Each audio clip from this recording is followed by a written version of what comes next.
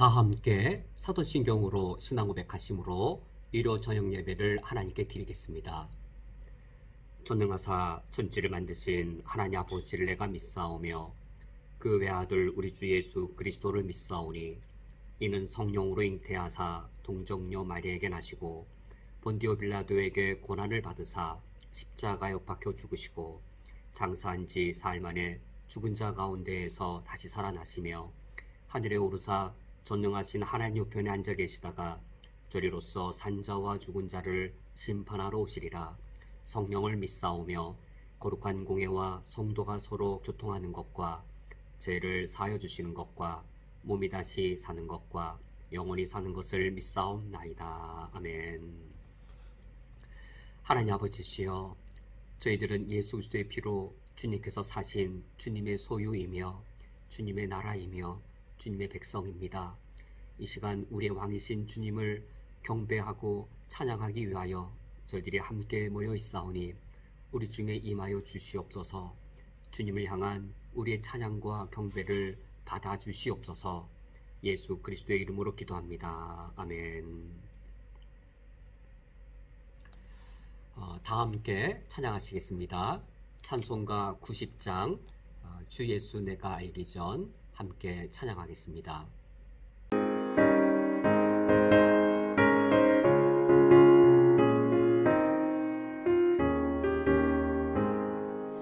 주 예수 내가 알기 전 날 먼저 사랑했네.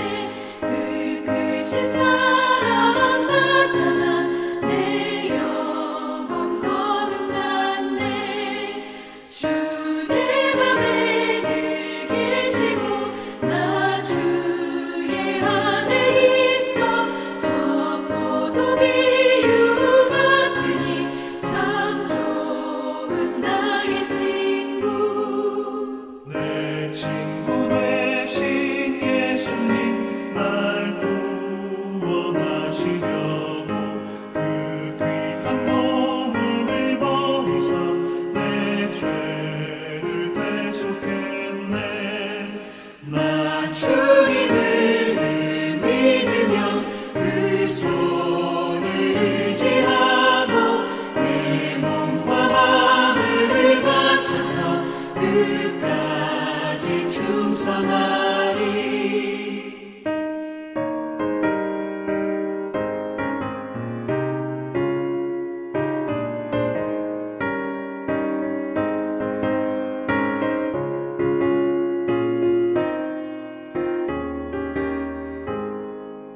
내 신실하신 친구여 그 은혜 내려주사 날 항상 보호하시고 내 방패 되옵소서. 그 풍성한 참 사랑을 믿음이 끊을 소냐. 날 구원하신 예수는 참 좋은 나의 친구.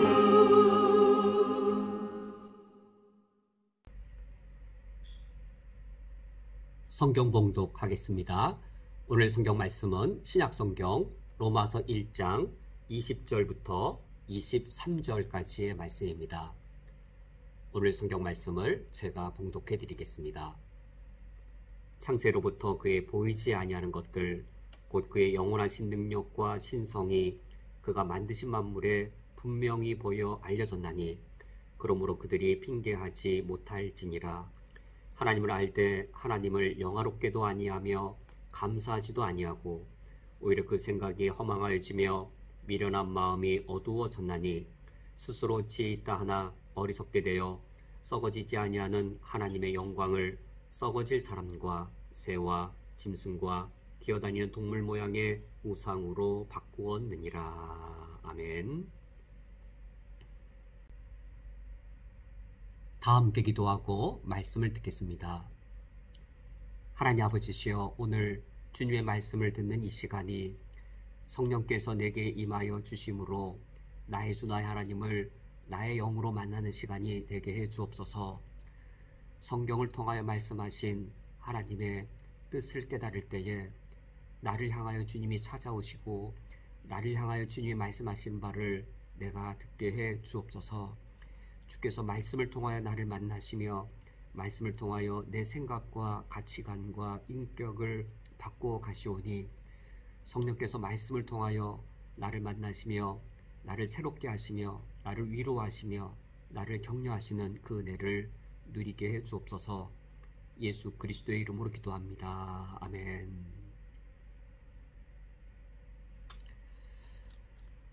우리가 예수님을 믿지 않는 분들을 만났을 때 그분들에게 우리가 어떻게 복음을 전할 수 있겠는가?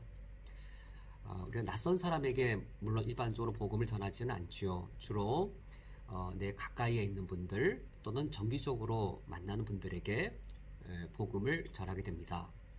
어떻게 복음을 전해야 하겠는가?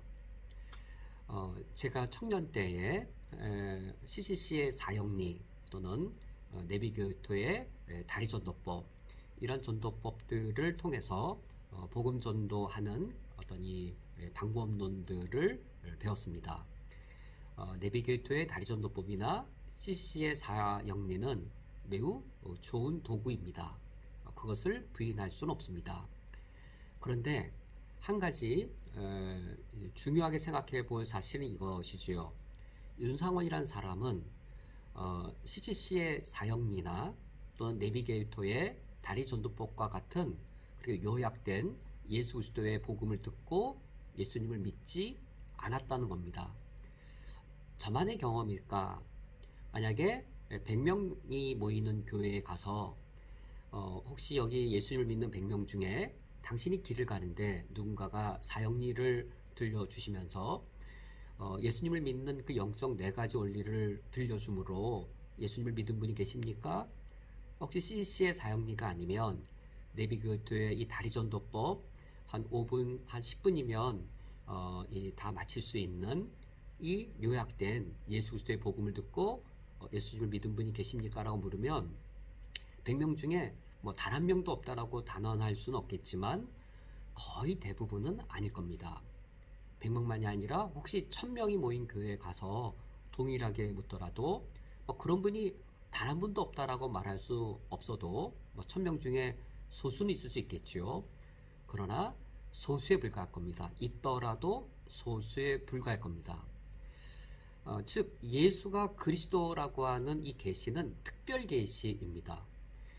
예수가 그리스도이신 이 특별 계시를 이 특별 계시만 이렇게 딱 이렇게 드러내서 예수 그리스도의 특별 계시만 딱 내게 들려주되 아주 명쾌한 강의로 들려주거나 또는 아주 숙달되고 익숙한 어떤 전도자가 아주 능숙하게 사형리나 다리전도법을 내게 너무 잘 능숙하게 들려줘서 예수님을 믿은 분이 과연 우리 중에 몇 분이나 될 것인가 라고 할 때 그런 분이 계시겠지만 매우 소수이고 성령님께서 우리를 구원하시는 가장 많은 경우는 아니다라는 것은 확실한 사실일 겁니다.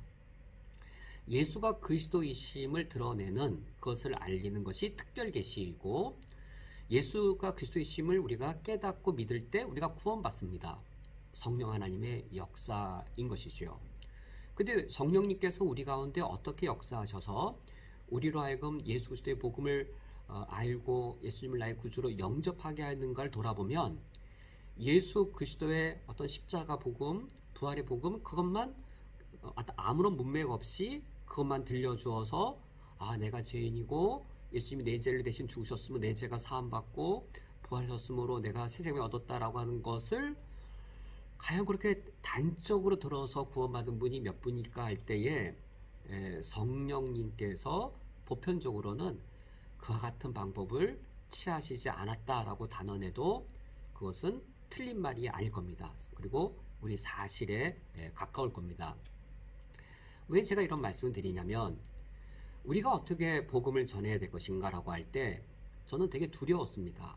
CCC의 사형리든 내비게이터의 다리전도법이든 그런 걸 가지고 복음을 전할지라도 대단히 부담스러웠습니다. 예수님의 그리스도 되심의 특별 복음을 직접 이렇게 제시하면서 예수님을 믿으라고 말할 때 대단히 그런 전도법이 저에게 대단히 부담스러웠습니다. 캠퍼스에서 노방전도를 나갔을 때 그와 같은 방식으로 복음을 전한 것이 대단히 부담스러웠습니다. 그 부담스러움에 저는 가장 큰 원인이 무엇이었을까? 만약 내가 그런 방식으로 예수를 믿게 되었거나 또는 우리 중 다수가 그런 방식으로 예수를 믿었다면 제가 가졌을 부담감은 상당히 많이 줄어들었을 겁니다. 나부터도 그와 같은 방식으로 믿지 않았고 우리 다수가 그와 같은 방식으로 믿지 않았으므로 즉 성령님께서는 보편적으로 그런 방식으로 역사하시지 않는데 그와 같은 방식으로 전할 때 다가오는 전도의 두려움, 공포 그리고 그렇게 복음을 전해도 잘 효과가 없는 그런 것이죠. 저 같은 경우 어떻게 예수를 믿었냐면 그냥 교회에 다니다가 예수를 믿었다라고 말할 수밖에 없습니다. 그냥 교회를 다녔습니다. 긴 세월을 교회를 다녔습니다. 방황도 하고 예수님에 대한 복음에 대한 반감도 갖고 어느 날 너무 큰 은혜도 받고 또다시 신앙 침체에 빠지고 뭐 이런 여러 가지 이제 이 다양한 경험 속에 교회를 그냥 다녔습니다. 교회를 그냥 다닐 때 때로는 기도했더니 응답도 되고 하나님이 계시나 또 내가 정말로 자격이 없는데 하나님 나에게 축복 주실 때 하나님께 너무 감사하기도 하고 어느 날은 내 기도 정말 안 들으셔서 하나님을 향해서 내가 서운한 마음도 갖고 뭐 그렇게 그냥 교회를 다니다가 교회 다녔단 말은 이런 게 포함된 거죠. 이런 말씀도 듣고 저런 말씀도 듣고 다양한 설교의 말씀을 듣고 다양한 어떤 수련회나 집회를 통해 다양한 말씀들을 들으면서 교회를 다니다가 내가 예수님을 믿게 되었습니다. 그냥 교회를 다니다가 믿은 것이죠. 근데 그냥 교회를 다니다 믿었다고 말해서는 또 안 되는 것이죠. 오늘 그것을 무엇인가? 그냥 교회 다니다 믿었다고 말하는 것이 아니라 따지고 보면 그냥이 아닌 것이죠. 무엇인가가 있는 것이죠. 어떻게 예수가 그리스도이심에 그 구원의 진리, 복음, 즉 특별 계시를 깨달아 알 수 있었을까? 오늘 설교 제목이 일반 계시와 복음의 예비 두 번째입니다. 특별 계시, 예수가 그리스도이시다라고 하는 이 특별 계시의 말씀을 그냥 아무 문맥 없이 그냥 그 말씀만 내가 토막을 잘라서 들음으로 믿었을까라고 하기보다 보편적인 경우는 그렇지 않습니다. 일반 계시, 그리고 일반 계시와 같은 차원이 일반 은총, 하나님께서 나에게 너무나도 많은 사랑과 은혜를 베풀어 주신 것이죠. 저는 하나님께서 내가 예수를 그리스도로 영접한 이후에 복을 내려주셨다 하기보다도 예수님을 나의 구주로 영접하지 않은 상태로 교회 다닐 때 그때조차도 그냥 그때 엄청나게 많은 하나님의 은혜를 내려주셨습니다. 즉 일반 은총 차원의 은혜를 너무 많이 나에게 베풀어 주셨고 우리 성도님들도 동일할 겁니다. 일반 은총 차원의 은혜들을 많이 경험하면서 그러면서 그것이 특별 계시, 일반 계시의 그 차원에서의 일반 은총들이 그것이 누적이 되고 그리고 그것이 내게 인격적으로 다가오면서 예수가 그리스도 되시는 특별 계시를 깨닫는 것으로 이어져 가는 것이죠. 그러니까 일반 계시의 일반 은총이나 특별 계시의 특별 은총이나 둘 다 성령 하나님의 역사시입니다. 성령 하나님의 일반적인 사역과 성령 하나님의 구원하신 사역, 우리가 논리적으로는 구원할 수 있지만 실제적으로는 사실 같은 것이죠. 한 마리 양을 잃어버렸을 때 목자가 언제 그 한 마리 양을 사랑하나요? 우리 안에 들어왔을 때 아끼고 돌보는 것이 아니라 우리 밖에 있을 때에 그때부터 찾으면서 많은 사랑을 베풉니다. 끝까지 사랑합니다. 하나님이 우리를 구원하실 때 어떻게 구원하셨는가? 예수가 그리스도이심에 그 특별 계시를 깨닫도록 하기 위해 과연 일반 계시는 아무런 의미가 없는 것인가? 우리 이성과 우리 양심, 자연 세계 이걸 통해 깨닫게 되어진 하나님의 지식들, 이걸 통해 베풀어 주시는 그러니까 일반 계시와 일반 은총 차원들 이거 전혀 없었을까? 잃어버린 한 마리 양을 찾기 위해 하나님이 얼마나 많이 일반 계시로서 알려주시고 일반 은총으로서 그를 얼마나 많은 사랑 가운데 베풀어 주시면서 잃어버린 한 마리 양이 주님께 돌아오도록 애를 쓰셨을까요?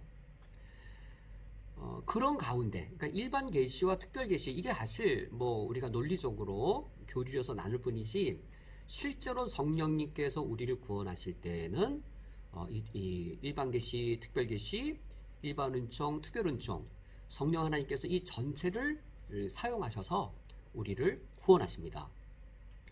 우리가 어떻게 복음을 전할 것인가, 이거는 어디에 맞춰야 되냐면 한 영혼이 예수님을 영접하는 것은 철저하게 성령 하나님의 사역입니다. 그러므로 인간인 내가 어떻게 전도할 것이냐가 중요하지 않습니다. 인간인 내가 어떻게 복음을 전해야 효과적이냐, 인간적인 방법의 이 고안이 중요한 게 아닙니다. 인간적 방법이 고안이 중요한 것이 아니고 성령님께서 어떻게 한 영혼을 구원하시느냐, 이게 중요한 것이죠. 구원 역사는 철저하게 성령 하나님의 주권적 사역인데 어떻게 성령님께서 주권적으로 한 영혼을 구원하시는가? 그 중에 내가 포함되어 있는 겁니다. 어떻게 전도할 것인가? 나를 보면 압니다. 내가 구원받았잖아요. 성령님께서 나를 구원시키셨잖아요. 성령님께서 나를 어떻게 구원하셨지? 근데 내가 특수한 경우일까? 아니면 다른 사람도 나와 같은 방식으로 구원받았을까? 물론 성령님께서는 한 사람 한 사람 구원하실 때 각기 인격적으로 특별한 방식으로 구원하시지만 거기를 관통하는 성령 하나님이 구원하시는 어떤 보편적인 어떤 일반적 원리들이 있지요.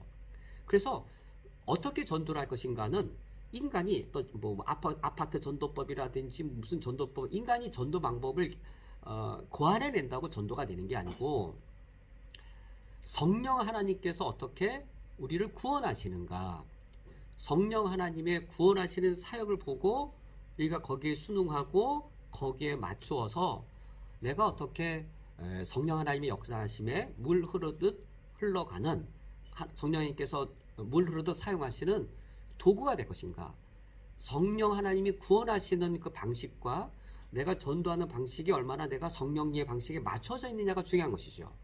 요즘 현대시대에 어떤 전도법이 필요한 것인가, 현대에는 어떤 전도 방법을 개발해야 될 것인가가 전혀 아니고, 그건 전혀 아니고 성령님께서 어떻게 하나님을 떠나고 하나님께 반역한 우리 인간으로 하여금 자기 죄를 깨닫게 하고 예수 그리스도를 믿게 하여 구원케 하시는가, 성령 하나님의 구원하시는 그 방식을 알 때 내가 어떻게 전도해야 될 것인가, 우리가 어떻게 전도해야 될 것인가가 우리가 그 길이 이제 발견되어집니다.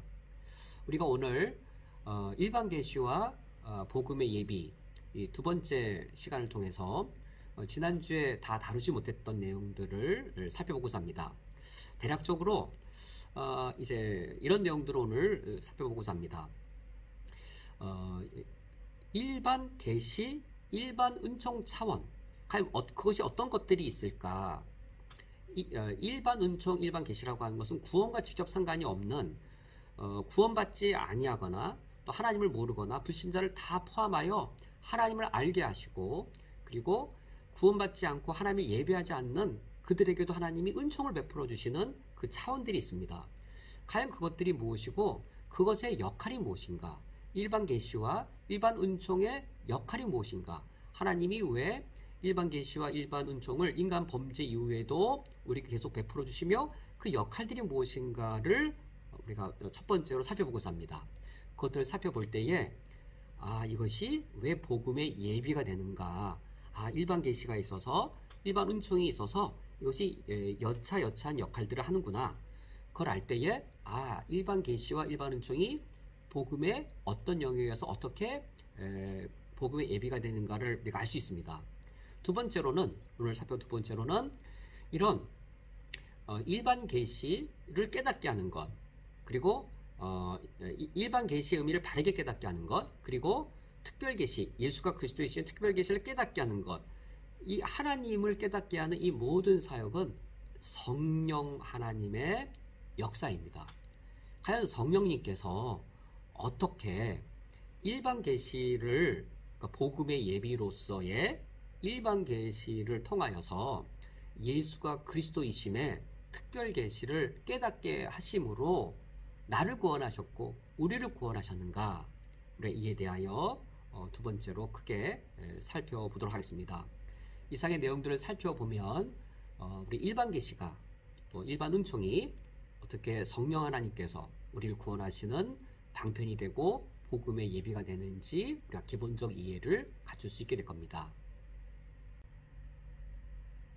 이제 우리가 첫 번째로 살펴볼 사실은 일반 계시와 일반 은총, 그것은 과연 어떠한 것들이 구체적인 내용들인지, 그리고 그것이 어떠한 기능들을 하는지를 첫 번째로 살펴보고자 합니다.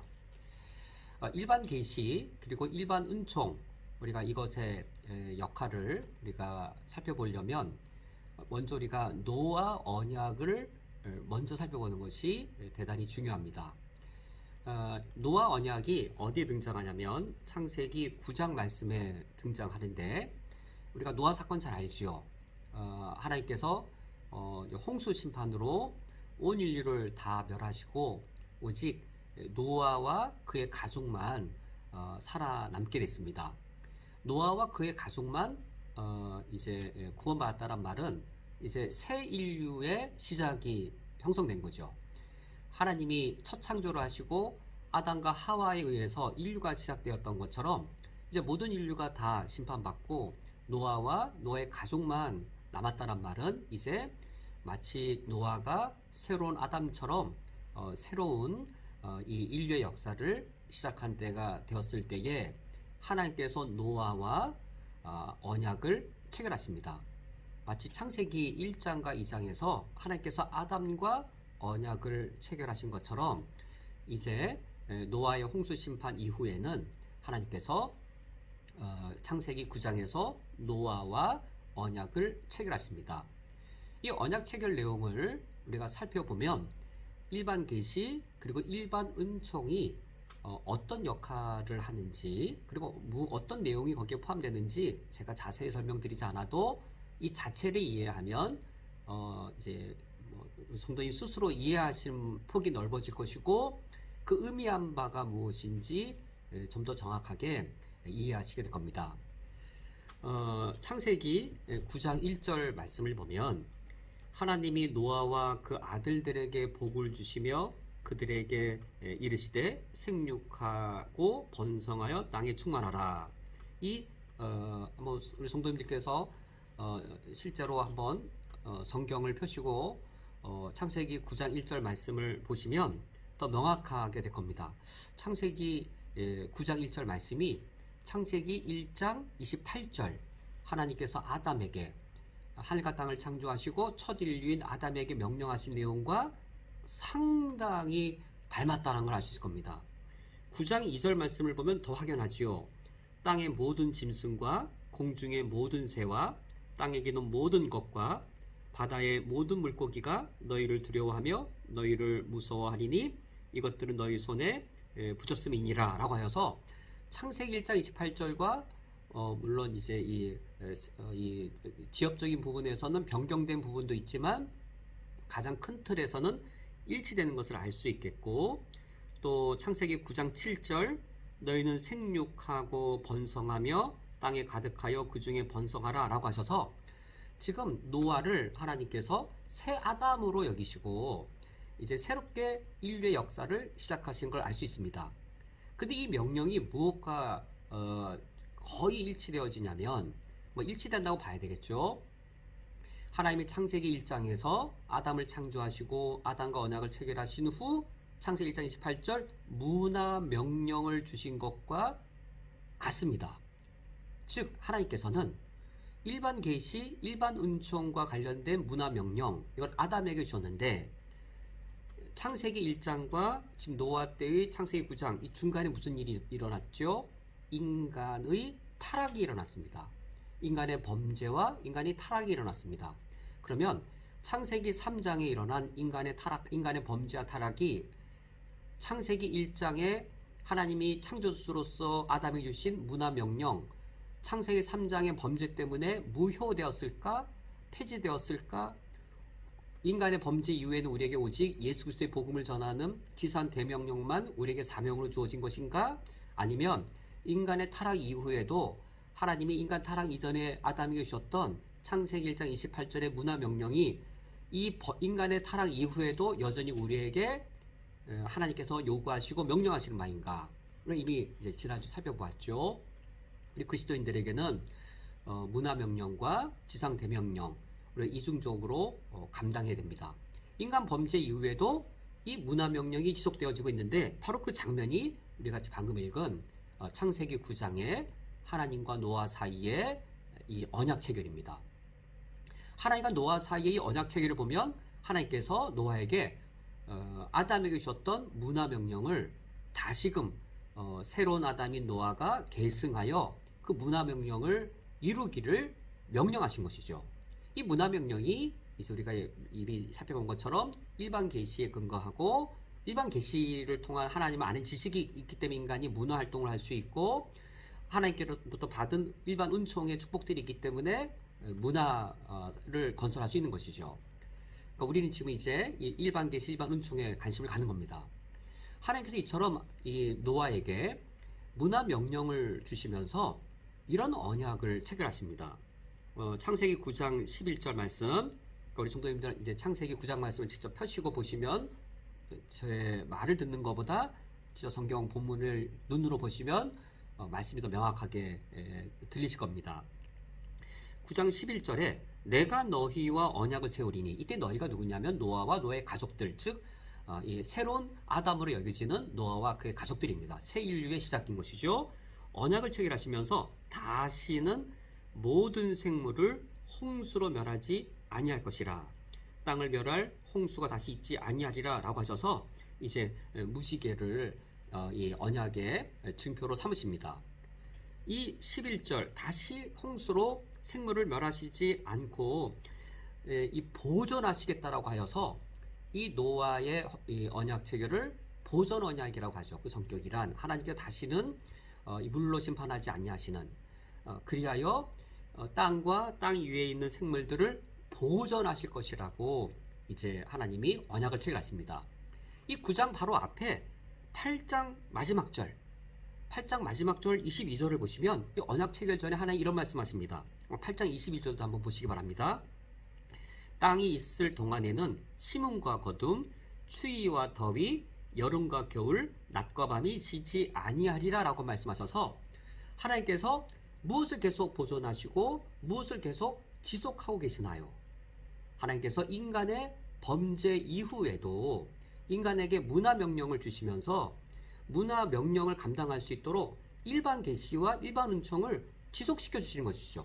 일반 계시를 통해 우리 인간이 하나님을 알 수 있는 것이죠. 하나님을 아는 지식을 근거로 문화 명령을 감당할 수 있게끔, 일반 은총을 통해 하나님을 믿지 않는 사람들조차도 하나님이 많은 은혜를 베풀어 주심으로 문화를 건설할 수 있게끔 하시는 겁니다.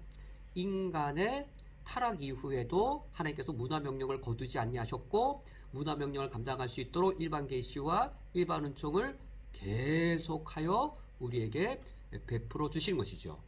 보존하시기 위함이었습니다. 이런 보존이 과연 무엇이었을까요? 무엇 때문에 보존시키실 것인가요?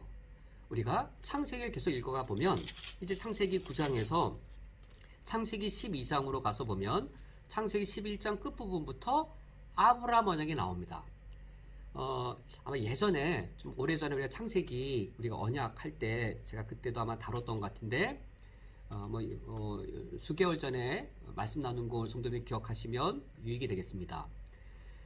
우리가 언약을 다룰 때 창세기 1에서 11장에 아담 언약, 노아 언약은 하나님이 창조주로서 문화 명령을 주시고 보존케 하시는 언약이었고 비구속적인 언약이었습니다. 아담과 맺은 언약이 우리를 구원하기 위한 언약이 아니었습니다. 방금 살펴본 노아와 맺은 언약도 하나님이 우리를 구원하기 위한 언약이 아니었습니다. 창세기 11장까지 하나님께서 아담과 그리고 노아와 언약을 맺으신 것은 창조주로서 이 창조 자연 세계를, 그러니까 일반 계시, 일반 은총의 세계를 보존하기 위해서, 그러면서 여기 인간에게 문화 명령을 주시기 위해 언약을 체결한 것이라면, 그러면 언제부터 하나님께서 우리를 구원하기 위하여 우리 인간과 약속하시고 그런 언약으로 체결하시는가? 바로 우리가 믿음의 조상이라고 말하는 아담부터입니다. 하나님께서 우리 인간과 구원을 위해 언약을 맺으신 것은 아브라함부터입니다. 창세기 12장 1절부터 3절까지의 말씀을 보면 이제 하나님이 처음으로 아브라함에게 약속을 하시는데 그 중에 3절 말씀 보면 너를 축복하는 자에게는 내가 복을 내리고 너를 저주하는 자에게는 내가 저주하리니 라고 말씀하시면서 땅의 모든 족속이 너로 말미암아 복을 얻을 것이라. 이것이 메시아에 대한 하나님의 예언인 것이죠. 너로 말미암아 아브라함 너의 후손으로 말미암아 땅의 모든 족속이 복을 얻을 것이다. 이것이 창세기 22장에 이제 아브라함이 이삭을 하나님께 드리는 이 모리아 산에서는 너로 말미암아 복을 얻을 것이라, 땅의 모든 족속이 너로 말미암아 복을 얻을 것이라는 말씀이 이렇게 변형되어지죠. 땅의 모든 족속이 내 씨로 말미암아 복을 얻을 것이라.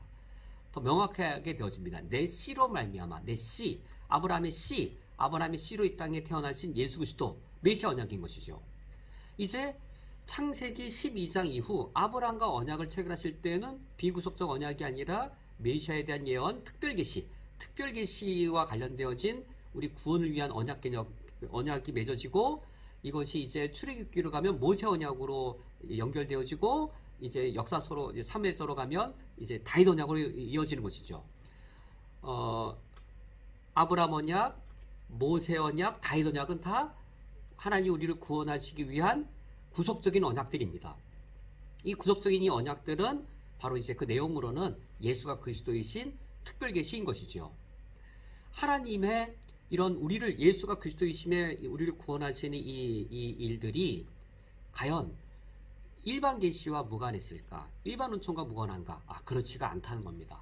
이것이 다 대단히 긴밀하게 연관과 긴밀한 또 통일성, 단일성을 갖고 있습니다. 우리가 논리적으로 이해하기 위해서 일반 계시, 특별 계시, 일반 은총, 특별 은총이라든지 뭐 비구속적인 거, 뭐 구속적인 거 이렇게 어렵게 따지지만, 사실 성령 하나님이 이 모든 일을 성령 하나님에서 이게 구분이 되겠나요? 아니죠. 성령 하나님에게서는 이게 다 하나로 연결되어져 있는 것이죠. 우리가 단지 교리로 우리가 이해하기 위해 논리적으로 나누었을 뿐인 것이죠. 성령님께서 우리를 구원하실 때 모두 예수님 믿지 않는 사람들에게도 베풀어지는 일반 은총의 차원도 있는 것이고, 근데 이것이 예수 그리스도를 믿게 하는 특별 계시와 연결되어져 있는 것이죠. 그러면 이런 일반 계시, 일반 은총이 어떤 역할을 하는가? 지금 노아 언약을 통해서 인간 타락 이후에도 하나님께서는 어떤 문화 명령을 계속 우리에게 감당하셨고, 일반 계시, 일반 은총을 베풀어 주신다 했는데, 그럼 바로 이런 일반 계시, 일반 은총은 어떤 역할을 하는가? 제가 소개해드릴 내용은 이 뻘컵의 주일신학에 있는 내용을 제가 지금 소개해드리겠습니다. 제가 이렇게 말씀드릴 이유는 이 뻘컵의 이 주일신학은 가장 보수적인 장로교 신학의 교과서입니다.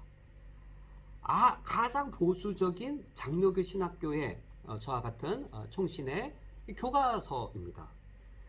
가장 보수적이란 말은 아마 오늘 말씀 내용을 생소하게 들으신 분은 윤상원 목사가 되게 자유롭고 좀 위험한 신학의 내용을 가리키는 것이 아닌가 그렇게 오해하실까봐 전혀 아닙니다. 가장 보수적인 신학교의 교과서 내용이고, 이 뻘컵의 내용을 제가 참 좋아하는 이 보수적인 장로교 교단의 교수이신 이 송인규 교수님이 이 뻘컵의 내용을 다시 정리하신 내용이 있습니다. 우리가 좀 더 잘 이해할 수 있도록 정리하신 내용을 제가 소개해 드리겠습니다. 방금 노아 언약을 살펴봤기 때문에 이 일반 은총에 대한 이 내용들의 이해가 이제 우리 성도님들도 이제 쉽게 전달되고 또 정확하게 의미가 파악될 겁니다. 이런 일반 은총이, 일반 계시 일반 은총이 어떤 기능들과 역할을 하는가? 뻘컵을 근거로 해서 송인규 교수님께서는 5가지로 일반 계시, 일반 은총이 이런 역할들을 한다라고 이제 소개해 주십니다. 보수적인 장로교 신학자들의 정리인데, 첫 번째로 이런 일반 계시와 일반 은총이 인간의 범죄 이후에도 지속되므로, 그러니까 노아 시대 때도 인간 많이 타락했잖아요. 그때에도 일반 계시와 일반 은총이 있으므로 첫 번째로 어떤 역할을 하는가? 하나님의 진노와 심판의 시행이 유예된다입니다. 일반 은총과 일반 계시를 통해서 하나님의 어떤 심판이 즉각적으로 임하는 게 아니고 하나님의 진노와 심판의 시행이 유예됩니다. 그 이유는 그 기간 동안 회개의 기회를 주시기 위함이었습니다. 하나님께서 노아와 보전 언약을 맺으시면서 인간의 타락 다 한 번에 왜 하나님이 또 범죄하면 이 심판하시지 왜 다시는 물로 심판하지 아니할 것이라고 약속하셨는가? 우리 인간을 이 자연 세계를 보존하시면서 우리 인간이 회개하고 예수 그리스도를 믿을 수 있는 그 시간과 기회들을 더 만들기 위함이었죠. 두 번째, 일반 계시, 일반 은총의 역할. 두 번째는 개인 및 사회의 삶 속에 죄가 억제된다. 개인 및 사회의 삶 속에서 죄가 억제된다라는 이 말씀, 제가 이 설명을 더 읽어드리면, 우리 인간이 전적으로 타락한 그대로 만약 방치한다면, 소돔과 고모라 얼마나 타락한 세상인가요? 우리 인간을 전적으로 타락한 그대로 방치한다면 개인과 이 세상은 극악무도한 상태로 치달을 것이다. 그런데 하나님께서 인간과 사회에 죄가 지나친 파괴력을 행사하지 않도록 억제하시는데 이 억제 수단이 바로 일반 은총이다. 우리가 어떤 나쁜 사람을 봤습니다. 나쁜 사람을 봤는데 정말 나쁜 사람입니다. 근데 정말 그 나쁜 사람이 정말 사탄 그 자체일까요? 이제 마피아 그 나쁜 사람들도 집에 돌아가면 좋은 아버지, 좋은 남편이어서 선을 행하잖아요. 그 한정된 범위 안에서는. 우리가 어떤 사람이 아무리 악해도 그 사람 자체가 사탄 덩어리는 아닌 것이죠. 우리 인간이 전적으로 타락하였고 부패하였고, 그래야 대한민국의 정치, 경제, 사회, 문화 어느 영역에 죄가 없는 것이 어디 있을까요? 다 있죠. 그런데도 어떻게 이 한국 사회가 건전하게 또 민주주의가 발전해 가면서 보존되어질 수 있을까요? 물론 들춰보면 다 더럽게 타락이 있지만, 그런데 극악무도한 상태로 치닫지 않도록 그 죄악의 파괴력을 억제하시는데 그 수단이 바로 일반 은총입니다. 일반 계시와 일반 은총입니다. 인간에게 보편적인 이성과 양심이 있어서 극악무도하게 타락으로 치닫는 것을 하나님께서 억제하시는 것이죠. 세 번째는 진선미에 대한 감각이 보존되고, 진선미, 진리, 선함, 미, 아름다움에 대한 감각이 인간 타락 이후에도 보존이 되고, 신지식과 도덕의식을 견지하도록 한다. 그러니까 하나님에 대한 지식을 그리고 도덕의식을, 인간에게 보편이성과 양심이 인간 타락 이후에도 남아있어서 진선미에 대한 감각이 여전히 우리에게 있는 것이죠. 그리고 신에 대한, 절대자에 대한, 그리고 인간이라면 이래야 되지 라고 하는 그 도덕의식이 남겨져 있는 것이죠. 이 설명을 읽어드리면, 타락한 인간이라 할지라도 때로는 눈부신 예술적 재능들, 학문적인 기량들, 과학적인 성과들, 또 종교적인 업적들을 이루어낸다. 모든 인간이 그런 의미에서 하나님의 율법을 하나님을 알고 있으므로 하나님의 율법을 행한다라고 할 수 있다. 이게 바로 하나님의 일반 은총인 것이죠. 하나님을 인정하지 않을지라도 하나님의 율법은 알고 있는 것이죠. 즉, 정의의 하나님은 몰라도 정의는 알 수 있습니다. 사랑의 하나님은 몰라도 사랑이 무엇인지는 알 수 있습니다. 하나님을 인정하지 않아요. 하나님을 배척해요. 그래서 의의 하나님을 인정하지 않지만 하나님의 그 의는 인정하는 것이죠. 그것이 일반 계시, 일반 은총에 의해 진선미에 대한 감각이 보존되어져 있고, 하나님에 대한 지식 및 도덕의식이 인간 안에 여전히 견지되어져 있기 때문입니다. 네 번째로는 외형적인 선이나 시민적인 의를 수행한다. 우리가 꼭 그리스도인들, 신앙이 건강한 사람들만 외형적으로 어떤 선이나 시민적 의를 행하는 게 아닌 것이죠. 인간은 그 부패성에도 불구하고 시민생활, 일상사에서 올바른 것들, 특히 사회적 관계에 자연적인 선행들을 수행하는 경우가 있다. 정말 그렇죠. 예수님을 믿지 않는 분들 중에 바른 양심 가운데 어떤 진리를 향해 용기를 내고 불의와 맞서면서 이 시민적인 이 의를 이루신 분들이 많이 있죠. 다수가 있죠. 그것이 바로 하나님의 일반 은총 때문에 가능한 일입니다. 다섯 번째로 일반 계시, 일반 은총. 다섯 번째는 현세에서 다수의 자연적인 복들을 누린다. 하나님 우리의 범죄 이후에도 자연적인 많은 복들을 우리에게 내려주십니다. 인간이 누구나 매일의 삶 속에서 하나님 베푸시는 자연적인 은택을 풍성히 누린다. 인간이 타락으로 인해 저주받았음에도 불구하고 이러한 복 누림이 바로 하나님의 일반 은총 덕분이다 라는 것입니다. 그러므로 이런 하나님의 일반 은총들의 이런 역할들이 지속이 되어지므로 결국 자연세계가 보존되어지고 인류사회가 보존되어져서 극악한 상태로 가지 않도록 하나님께서 억제하심으로 그 기간 동안에 메시아를 보내시고 그 기간 동안에 복음이 전파되어지고 그 기간 동안에 이 하나님께 베풀어 주신 하나님의 일반 계시와 하나님의 일반 은총들이 예수가 그리스도이심을 깨닫게 하는 예비가 되는 겁니다. 어떻게 하나님의 일반 계시, 하나님의 일반 은총 이것이 복음의 예비가 되는가? 지금 말한 이런 일반 은총, 일반 계시의 역할과 기능들입니다.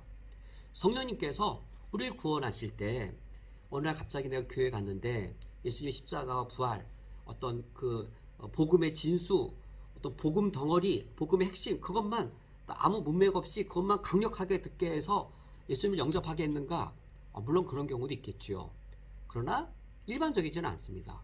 성령 하나님께서 우리를 구원하시는 일반적인 역사하심은 이런 지금 일반 계시, 일반 은총의 이런 역할들이 예수 그리스도로 영접함에 예비가 되고 준비케 하심으로 그 일을 이루십니다.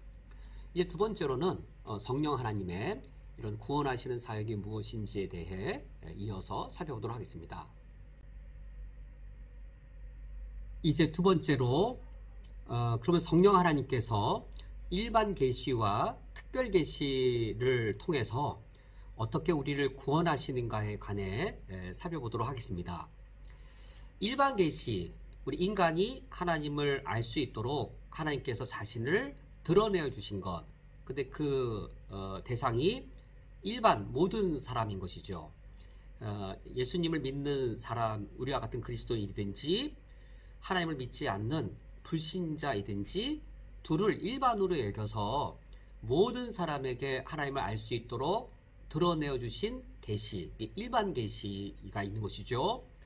이 일반 계시를 통하여서 하나님을 깨달아 알 수 있도록 적극적으로 이끌고 가시는 것이 바로 성령 하나님의 역사하심입니다. 성령 하나님께서 일반 계시를 통하여서는, 그러니까 창조주 하나님의 일반 계시를 통하여서는 누구를 깨닫게 할까요? 창조주 하나님을 깨닫게 하겠죠. 이 세상에 창조주가 있고 그 창조주를 우리가 경배해야 되는데 그 이유는 이 창조주가 우리에게 은혜를 베풀기 때문이다 라고 하는 것을 이제 이 일반 계시를 통하여서 예수를 믿는 우리든 불신자든 누구든 다 이 일반 계시를 통해 이 사실을, 이 종교적 지식을 알게 하는 것이죠. 이것을 적극적으로 깨닫게 하시는 것도 성령 하나님의 역사하심이어서 이 역사하심이 이제 우리 그리스도인들에게 이제 특별 계시로 성령 하나님이 이어져 오는 것이죠. 어떻게 성령님께서 이 일반 계시에 대한 깨달음, 근데 성령 하나님의 역사하심이 없으면 일반 계시 자체도 바르게 깨달을 수가 없습니다. 일반 계시의 불충분성이죠. 일반 계시의 불충분성을 잠시 설명드리고 이제 특별 계시와 말씀드리겠습니다. 일반 계시의 불충분성이라고 하는 것은 일반 계시가 불충분하여 우리 인간이 하나님을 깨닫기에 온전하지 못하다 이런 의미가 아닙니다. 일반 계시의 불충분성이란 우리 인간이 하나님을 알기에 불충분하다는 의미가 아니라 일반 계시는 그 자체로 하나님을 선명하고 분명하게 드러내고 있습니다. 그런데 죄악된 우리 인간이 그 일반 계시를 보고는 창조주 하나님을 바르게 깨달아 알지 못하는 겁니다. 이것이 일반 계시의 불충분성입니다.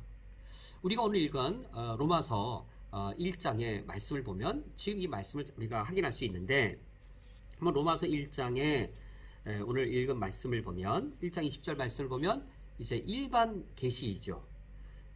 로마서 1장 20절에 창세로부터 그의 보이지 아니하는 것들 곧 그의 영원하신 능력 신성이 그가 만드신 만물에 분명히 보여 알려졌나니 라고 하여서 하나님이 창조하신 이 세계를 보면 이게 일반 계시이죠. 일반 계시가 하나님을 흐릿하게 드러내는 것이 아니라 그가 만드신 만물에 하나님의 영원하신 능력과 신성이 분명히 보여 알려져서 일반 계시 자체는 하나님의 살아계심, 하나님의 역사하심, 하나님이 우리의 은혜 베풀어 주심을 너무나도 부인할 수 없을 정도로 우리에게 풍성하게 내려주고 계십니다. 그런데 21절 말씀 보면 하나님을 알되 하나님을 영화롭게도 아니하며 감사하지도 아니하였다라고 하고 있는 것이죠. 이것이 이유가 뭐냐면 21절 하반절 오히려 그 생각이 허망하여지며 미련한 마음이 어두워졌나니, 인간이 범죄 이후에 허망한 생각 또 미련한 마음이 어두워지는 것, 이것을 인하여 일반 계시가 하나님을 불충분하게 드러내는 것이 아니라 인간의 이 죄악됨 때문에 타락한 우리의 본성으로 일반 계시를 봤을 때에는 하나님의 그 일반 계시 통해 드러남을 온전히 정확하게 바르게 깨닫지 못하는 것이죠. 일반 계시는 그 자체로 하나님을 온전하게 드러내지만 우리 타락한 심성과 죄악된 우리 인식 능력, 그릇된 것들이 일반 계시를 볼 때에는, 자연적으로 볼 때에는 하나님의 살아계심과 역사하심을 제대로 올바르게 알지 못하여서 우상을 만들고 그릇된 종교를 만드는 것이죠.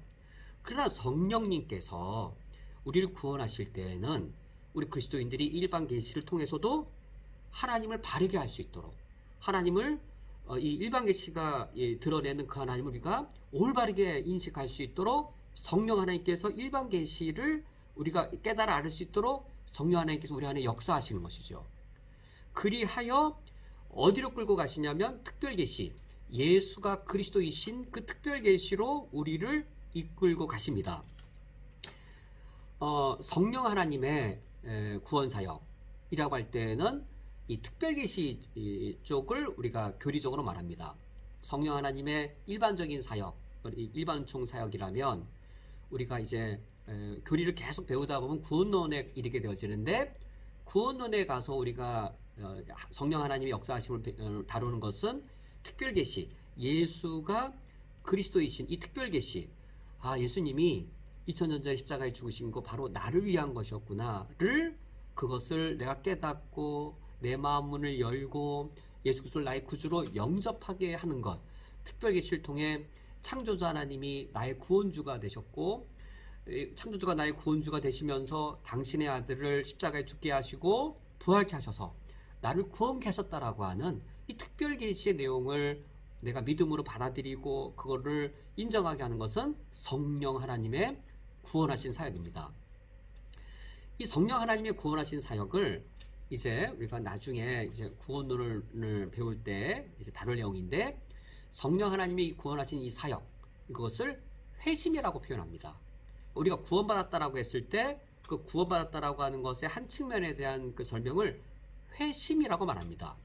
이 회심은 두 가지로 구성되어져 있는데 회개와 믿음입니다. 내가 구원받았다, 예수님을 믿었다, 이렇게 표현할 때 회심한 것이죠. 회심이 두 가지의 과정인데 회개와 믿음입니다. 이 회개와 믿음에 대해 제가 한 성경 구절을 읽어드리겠습니다. 사도 바울이 사도행전 20장에서 이제 에베소 교회 장로님들과 장로와 헤어지면서 고별 설교를 하면서 그가 에베소에서 어떤 이 말씀을 가르쳤는지 두 가지 핵심 주제를 이렇게 말합니다. 사도행전 20장 21절 말씀에 유대인과 헬라인들에게 하나님께 대한 회개와, 주목하셔야 됩니다. 첫 번째, 하나님께 대한 회개와 우리 주 예수 그리스도께 대한 믿음을 증언한 것이라. 회개와 믿음을 증언한 것이라. 제가 방금 전에 회심이 무엇이라고 했죠? 어떤 두 가지라고 했죠? 회개와 믿음을 회심이라고 말합니다. 내가 구원받았다. 내가 이제부터 하나님을 믿기로 했고 예수 그리스도를 나의 구주로 영접하기로 했다라고 했을 때 회개와 믿음입니다. 회개하고 믿었으니까 회심한 겁니다. 회개하고 믿지 않으면 그건 회심한 게 아니죠. 회심의 두 요소는 회개와 믿음인데 사도 바울의 이 말씀을 통해 주목해 보세요. 누구께 대한 회개와 누구께 대한 믿음인가요? 누구에게 회개한 것이고 누구를 믿은 것인가요? 사도행전 20장 21절 하반절 하나님께 대한 회개와 우리 주 예수 그리스도에 대한 믿음을 증언한 것이라. 사도 바울이 누구에게 회개하라고 말한 건가요? 하나님께 회개하라. 내가 누구인 걸 인정한 것이죠. 하나님 앞에 죄인인 걸 인정한 거예요. 하나님 앞에 내가 죄인인 걸 인정했으면 그 죄사함 받기 위해 누굴 믿어야 되나요? 예수가 그리스도이시고 믿어야 되는 것이죠. 하나님께 범죄한 내 죄사함을 위하여 예수님이 십자가에 돌아가신 것, 그것을 믿어야 되는 것이죠. 그러므로 회심, 하나님께 내가 죄인이라는 사실을 회개하는 것과 그리고 내 죄사함을 위해 예수 그리스도를 믿도록 십자가 앞에 내가 무릎을 꿇는 그 믿음, 그 회개와 믿음이 바로 회심이 되는 것이죠. 그렇다면 회개, 하나님께 대한 회개, 뭘 회개하는 것일까요? 무슨 죄를 졌는데 회개하는 것일까요? 우리가 방금 살펴보았던 로마서 1장의 말씀을 다시 한번 제가 읽어드리겠습니다. 도대체 우리가 뭘 회개해야 되는 것일까요? 로마서 1장 20절 말씀에 창세로부터 하나님을 보이지 아니하는 능력과 신성이 우리 자연세계, 우리 삶 속에 분명히 보여 있었습니다. 만약에 그것을 알았더라면, 참되게 내가 알았더라면 무엇을 해야 되나요? 21절 하나님을 알되 하나님을 영화롭게도 아니하며 감사하지도 아니했던 거예요. 정말로 이 세상에 처음에 내가 노동하고 내가 수고해서 이 재산을 이룬 것 같습니다. 어떤 거부인 건홍이 있습니다. 그러나 이 거부인 건홍이 많은 쌀을 수확했어도 정말로 이 농부가 수고한 것, 그 결과로 그 많은 쌀을 얻었을까요? 그가 수고해서 얻은 건 맞지만은, 그러나 그가 솔직히 양심으로 생각해 보면 자기 수고로 된 게 아니고, 수고만 된 게 아니고 일조량, 정확한 햇볕, 그리고 이 적당하고 풍성한 그 물, 공기, 이런 자연 조건이 있었기 때문에 그 농부의 수고가 엄청난 쌀이 된 걸 아는 거죠. 자신의 수고만이 아닌 것이죠. 인간이 죄인일 때에는 이런 사실을 보고도 내가 고생해서 이 많은 돈을 번 거야, 내가 고생해서 이 많은 쌀을 얻은 거야 라고 생각하는데, 성령님께서 우리의 죄로 얻어졌던 우리 이성과 양심을 눈뜨게 하시면 보이게 되어집니다. 아, 내가 이렇게 많이 얻은 건 물론 내가 수고한 게 있는데 100 중에 내가 수고한 건 한 10, 20밖에 안 되고 훨씬 더 많은 것이 내가 아무런 감사나 아무런 어떤 이 도움을 드리지 않은 어떤 신이 나에게 이거를 베풀어 준 거구나. 자연이 나에게 베풀어 준 거구나. 하나님이라고 표현 못하면 자연이라든지 어떤 다른 대상을 말하는 것이죠. 내가 수고한 것 이상으로 내가 얻었다라고 하는 것을 알게 되는 것이죠. 그런데 성령님께서 이 일반 계시를 접하면서 우리로 하여금 눈을 뜨게 하시고 우리로 하여금 이 세상을 바라볼 때 하나님을 알게 하십니다. 하나님이 언제 날 사랑하셨는가? 예수님을 믿고 난 이후에 사랑하셨는가? 예수님을 믿기 이전에도 이토록 사랑하셨는가? 하나님이 언제부터 나에게 자연세계 은총의 축복을 내려주시기 시작하셨는가? 예수님을 믿고 난 이후에 정말 내가 이뻐 죽어서 하나님이 그때부터 예수님을 믿고 난 이후부터 나에게 사랑을 베풀어 주시고 햇볕을 내려주시고 비를 내려주셨는가? 아니면 하나님을 저주하고 하나님께 반역하고 그럴 때에도 하나님께서 나에게 많은 사랑과 자연의 은택과 축복을 내주셨는가? 내가 정말 그걸 알았다면 이 21절 말씀대로 하나님을 알았더라면 하나님을 영화롭게 하고 하나님께 감사해야 되는데, 하나님을 하나님으로 영화롭게 하기는커녕 하나님 있으면 어디 있어? 라고 주님을 모독하고, 하나님께 감사하기는커녕 내가 고생해서 얻은 거지 라고 스스로 자랑했던 것이죠. 그러면 뭘 회개하는 것일까요? 하나님께 대한 회개와 라고 할 때 무엇을 회개하는 것일까요? 바로 이 내용입니다. 일반 계시의 내용인 것이죠. 일반 계시의 내용들을 통해서 일반 은총들이죠. 일반 은총들의 내용을 통하여서 내가 하나님께 반역을 저질렀구나. 하나님의 사랑에 내가 이처럼 내가 내 마음을 닫고 고의적으로 내가 살았구나라고 하여서 일반 은총이 내가 나의 죄인됨을 깨닫고 예수 그리스도께로 내가 돌아가야 될 그 이유와 필요성을 깨닫게 해주는 그 역할을 하는 것이죠. 바로 성령 하나님의 구원하시는 사역입니다. 이때 우리가 내 죄사함을 받기 위해 내가 주여 내가 어떻게 하여 내 죄를 사함을 받겠습니까? 라고 말할 때 주 예수를 믿으라라고 십자가를 성령님께서 우리에게 보여주심으로 우리로 하여금 하나님 믿게 하시는 것이죠. 처음에 우리도 정의를 알았습니다. 그러나 정의를 알 뿐이지 이 정의의 하나님을 알지는 않았습니다. 정의는 인정해도 하나님께 속한 하나님의 정의는 인정해도 정의의 하나님을 인정하지 않았어요. 그런데 우리가 단지 정의를 아는 것이 아니라 정의의 하나님을 알게 되었고 하나님을 인정하게 되는 것이죠. 우리가 사랑을 알았어요. 참된 사랑을 알았어요. 머리로서는 알죠. 그러나 이 하나님의 사랑을 알지만 사랑의 하나님을 인정하지는 않았어요. 하나님을 부정했어요. 그러나 우리 삶 속에 일반 은총으로서 얼마나 많은 하나님의 사랑들이 있었는지요. 그것을 우리가 회개하고 하나님 앞에 나와서 사랑의 하나님을 인정하게 되는 것이죠. 그래서 성령님께서 우리를 구원하실 때 사실 어디까지가 일반 은총의 영역이고 어디부터가 특별 은총의 영역이다라고 사실 선을 그을 수는 없습니다. 성령 하나님의 구원하시는 사역에 있어서는 그것이 동일한 것이기 때문인 것이죠. 제가 이 뻘컵의 이 책의 한 내용을 읽어드리겠습니다. 이 뻘컵의 이 책의 이 일반 은총 부분에서 이렇게 말합니다. 개혁파 신학은 이 개혁파 신학이 보수 장로교 신학인데 창조 영역에서의 성령의 사역과 구속 영역에서의 성령의 사역이 서로 긴밀하게 연관되어 있다라고 인정한다. 그러니까 보수 신학은 창조 영역에서의 성령의 사역, 이 일반 은총의 일반 계시 일반 은총의 사역이 구속 영역에서의 성령 사역, 그러니까 이제 특별 은총, 특별 계시 서로 긴밀하게 연결되어 있음을 인식하고 인정한다. 따라서 마치 이것들을 별개의 것으로 다루어서는 안 된다라고 생각한다. 둘이 별개가 아닙니다. 성령 우리가 이해하기 쉽게 우리가 논리로서 이것을 구분할 뿐이지 성령 하나님께서 우리 구원하실 때는 일반 계시, 일반 은총을 이용하셔서 우리를 구원하십니다.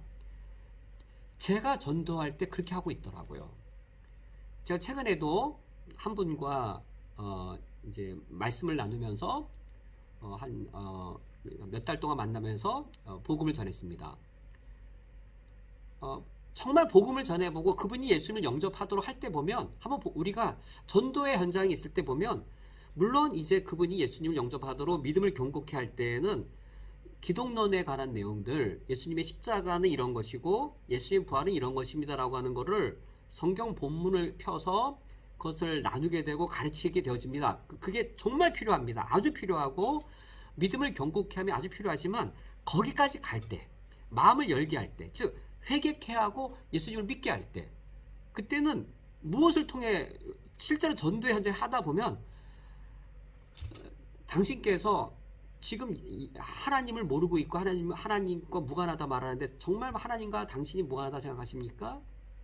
하나님께서 얼마나 당신 곁 가까이에 A라는 사람을 보내주시고 B라는 사람을 보내주시고 경험하지 않으신지요?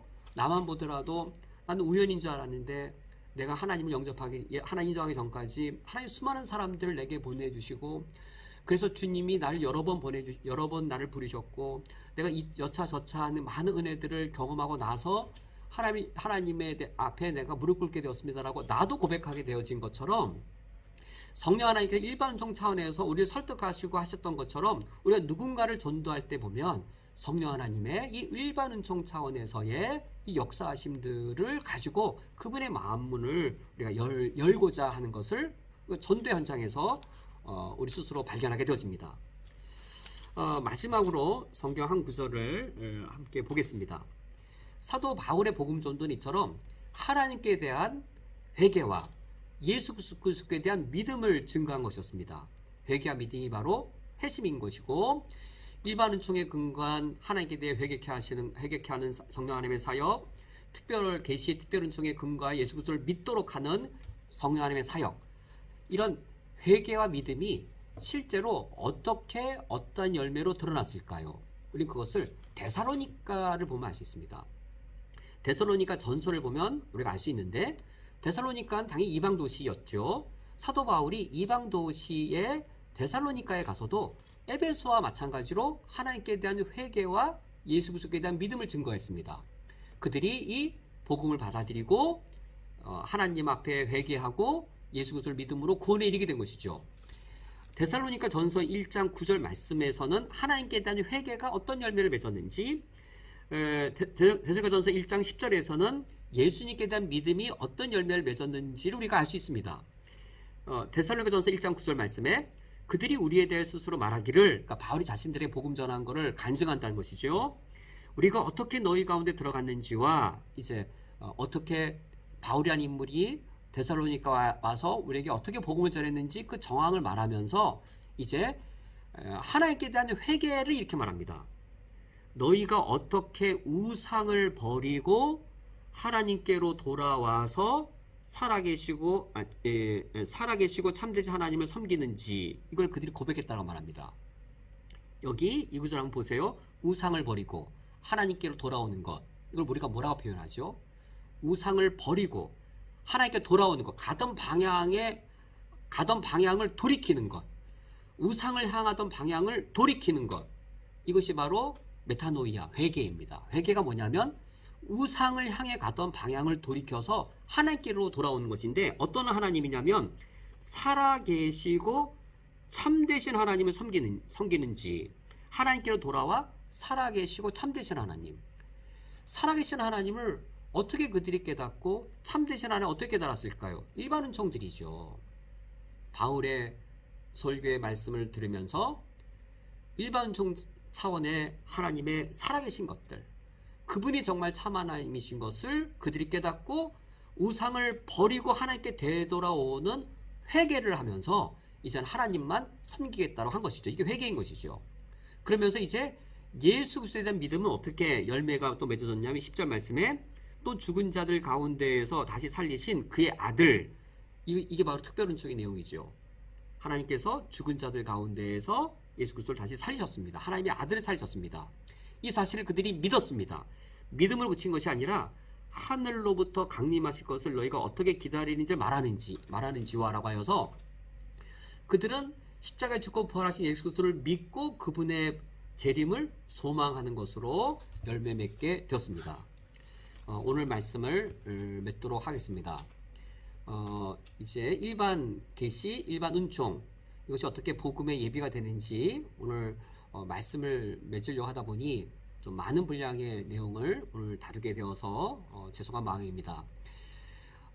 우리가 오늘 말씀을 통해 우리가 하기나 아주 중요한 사실이 있습니다. 우리들은 예수 그리스도의 복음을 전하고 증거하는 전도자가 되어야 하겠습니다. 전도는 어떤 면에서는 어렵다 쉽다로 말할 수 있지 않습니다. 전도는 어렵다 쉽다가 아니라 인간이 할 수 없는 일입니다. 어렵다면 뭐 어려운 걸 감내하며 할 수 있겠죠. 전도는 어렵다 쉽다라고 말할 수 있는 그런 차원의 일이 아닙니다. 인간이 할 수 없는 일입니다. 성령님께서 주권을 가지시고 행하시는 일이기 때문입니다. 그러한 전도를 우리가 어떻게 할 것인가? 우리 모든 그리스도인들은 전도자가 되어야 되는데 어떻게 해야 될 것인가? 교회 나오면 복 받는다.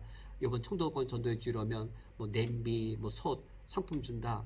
그런 싸구려로 정말 사람을 그릇되게 할 것인가? 아닙니다. 바르게 믿고 믿은 다음에 바르게 살게 해야 됩니다. 바르게 믿고 바르게 살려면 일반 은총과 특별 은총이, 일반 계시와 특별 계시가 균형을 이루고 하나님께서 구원하시는 그 폭넓은 것을 다 우리도 충분히 이용하여서 창조 세계의 하나님의 일본 은총의 영역이 충분히 그의 마음을 열도록 복음을 전할 때, 그때 그분이 예수를 믿고 나서 그분이 바르게 살게 되어진 겁니다. 영육이혼론, 성과 속의 구분이 이렇게 그릇되게 되지 않고 창조 세계의 물질 세계의 비와 햇볕, 이 문화세계의 이 선한 것들로 나를 구원하신 하나님께서, 이걸 통해 나를 회개케 하신 하나님께서 나를 이 세상의 빛이 되게 하시고 이 세상의 소금이 되게 하신 것으로 바르게 믿으면 바른 삶으로 이어져 가는 겁니다. 성령 하나님께서 이와 같이 우리 안에 역사하셨고 내가 그걸 경험했습니다. 그러므로 전도는 쉽다 어렵다가 아니라 전도는 성령 하나님의 역사하심에 맡길 때 자연스러운 일이 되었습니다. 어거지로 하는 게 아니라 성령 하나님의 주도적인, 성령 하나님의 주권적인 그 복음 사역에 맞추어 성령 하나님 일하심 앞에 내가 그 방식대로 복음을 전할 때 우리 복음 전도가 매우 자연스러운 사역이 될 겁니다. 이제 오늘 말씀을 맺도록 하겠습니다. 이제 쿠웨이트 우리 한인연합교회 우리 쿠웨이트 땅에서 아직 예수를 믿지 않는 우리 한인들에게 이런 복음 전도의 사명을 우리가 신실히 감당할 수 있기 원합니다. 함께 기도하시겠습니다. 하나님 아버지시여, 주님이 우리를 먼저 믿게 하셨습니다. 일반 계시와 특별 계시를 통하여, 일반 은총과 특별 은총을 통하여 주님이 우리를 하나님께로 돌아오게 하시고 예수 그리스도를 나의 구주로 믿게 하셨습니다. 오늘 내용이 교리로서 지식으로서는 어려울지 모르나 참되게 구원받은 모든 자는 이것을 이미 경험하여 이미 이해한 것 이상으로 이미 우리가 확실히 알고 있사오니, 이미 구원받은 우리들이 이미 구원의 지식을 견고히 알고 있으므로 우리 모두가 다 복음의 증거자가 되게 주옵소서. 예수 그리스도의 이름으로 기도합니다. 아멘. 다 함께 주기도로 오늘 예배를 폐하겠습니다. 하늘에 계신 우리 아버지여, 이름이 거룩히 여김을 받으시오며 나라가 임하시오며 뜻이 하늘에서 이루어진 것 같이 땅에서도 이루어지이다. 오늘 우리에게 일용할 양식을 주시옵고 우리가 우리에게 죄 지은 자를 사하여 준 것 같이 우리 죄를 사하여 주시옵고 우리를 시험에 들게 하지 마시옵고 다만 악에서 구하시옵소서. 나라와 권세와 영광이 아버지께 영원히 싸움나이다. 아멘.